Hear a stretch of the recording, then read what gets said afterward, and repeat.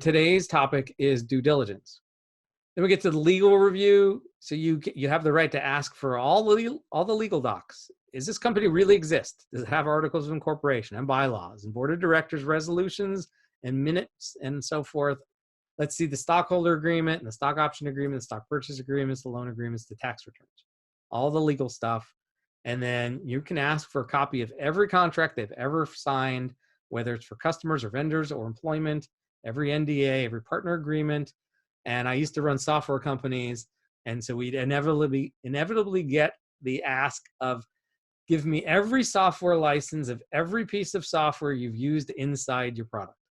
Every single one. Give me every software license for every copy of Word, Excel, Office, and every other piece of software you have on every computer in the entire company. And we would, take us a day and we would go and collect all these things and send it off. Finally, we get to risks. So these are the things you should have in your head as you're going through all the other due diligence. So there's product risk. They've told you what they're going to build. Do you think they can build it? What's the risk that they're not going to build what they said they're going to build? What's the risk it's going to take longer than they say it's going to take? There's the operation risk. Can they effectively run this company and can they do it as it scales up? What's the sales risk? How long is it taking to close those customers? How fast do they think they're going to do in the future? Do those line up with reality? And do you think it's going to happen again as they scale up? Can they hire enough salespeople to make the sales that they say are going to happen? On the marketing side, marketing risk is not really big. It's just a matter of cost. How expensive is it to have someone out there understand that this company exists, and how can you make it lower? Management risk, beyond just, do you have the right CEO now? Are you still going to have the right CEO 3, 4, 5 years from now? Or is there any sign that the CEO is going to leave? Is there any infighting between the teams?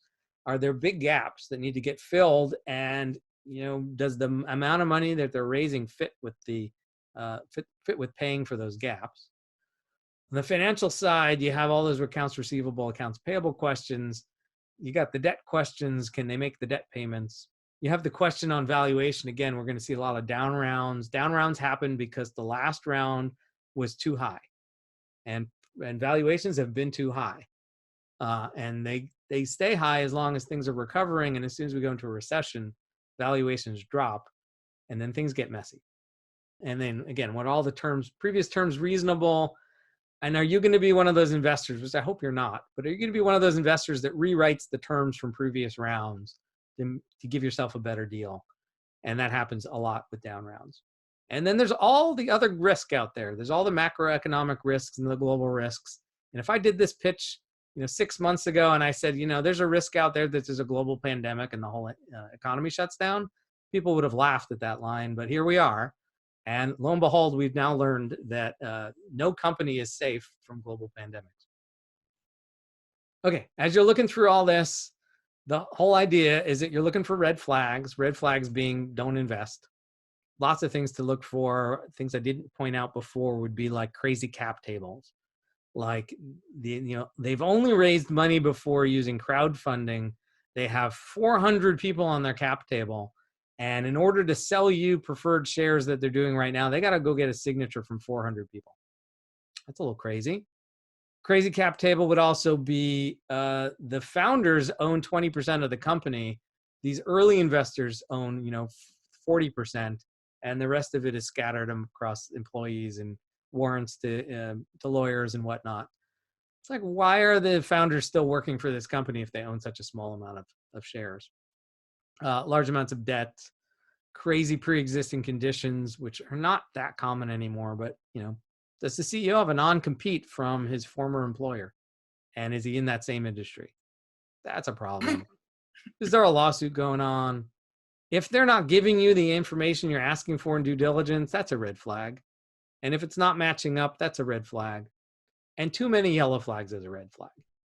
So if you're just going around looking at all this information and it's a little bit wrong here and a little bit wrong there and a little bit wrong here and a little bit wrong there, that together becomes a red flag saying maybe I should skip this deal. All that sums up to, should I pass or not, right? Why should I not make this investment is why you're doing this. And then finally, really, that seemed like way too much, right? That seemed like an excessive amount of information for one angel to go and do. And the answer is yes, it is.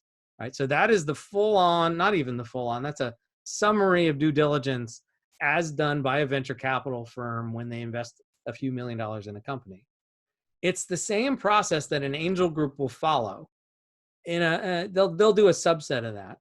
But if you're in an angel group and they're in a due diligence process, then they should be splitting up all that work across the angels, and 4 or 5 people should be asking for some of that stuff and reviewing it, and as a group coming together and pointing out the yellow flags and the red flags. And as an individual angel, there's no chance you can do all that unless you're a professional angel. It's just too much work. Like, that's too much for a $25,000 or $50,000 check. So the answer is no, you don't do that. You have an hour conversation with the CEO, maybe 2. You go through the financial model, you look at this and that, you get a good feel, you feel like you like the person, you write the check. That's what really happens in real life. But the more due diligence you do, the higher your chances of finding a successful company. And again, that's why I like accelerators. We put a little bit of money down, and then we do weeks and weeks and weeks of due diligence. We get answers to all these questions. Every single question on here, we get to do in a few weeks.